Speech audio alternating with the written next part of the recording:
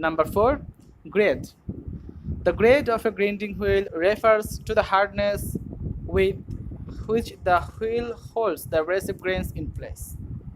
It does not refer to the hardness of the abrasive grains. The grade is indicated by a letter of the English alphabet. The term soft or hard refers to the resistance a bond offers to disruption of the abrasives.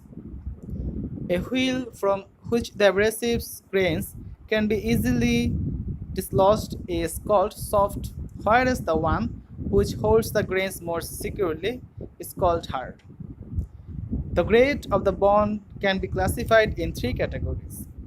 The grade is also called the hardness of the wheel. This designates the force holding the grains. The grade depends on the kind of bond, structure of wheel, and amount of abrasives. Harder wheels hold the abrasive grain till the grinding force increases to a great extent. Denoted by A to Z, soft wheels are generally used for hard materials and hard wheel for soft materials. Number 5. Structure.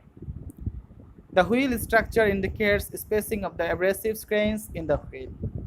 It is measured on a scale that ranges from open to dense, generally denoted by numbers. Open structure means more pores and fewer grains per unit wheel volume, and vice versa. The spacing between the grain allows the chips to collect. This helps avoiding the loading of grinding wheel. Open structure are used for high stock removal and consequently produce rough surface, while denser structure is used for better surface finish and dimensional precision. Identifying grinding wheels. Standard marking system for aluminum oxide and silicon carbide bonded abrasives. There is example 51A, 36L, 5V, and 23. Look here, the prefix manufacturer symbol indicating exact type of abrasive use optional. Next one, abrasive types. A, aluminum oxide, and C for silicon carbide. Next, 36, there are abrasive grain size, coarse, medium, fine, and very fine. Then L, that's for grade, soft, medium, and hard, grade scale actually. Next one is structure, open to dense, use optional. Next one is V, that means bond type. B for resinoid, BF for resinoid reinforced, E for shellac, O for oxychloride, R for rubber, RF means rubber reinforced, S for silicate, and V for vitrified. And the last one, 23, is manufacturer's record. Manufacturer's private marking to identify wheel use optional. Standard marking system for cubic boron nitride and diamond bonded abrasives. See here, there is another example, MG100P, 100B, gap, and 1/8.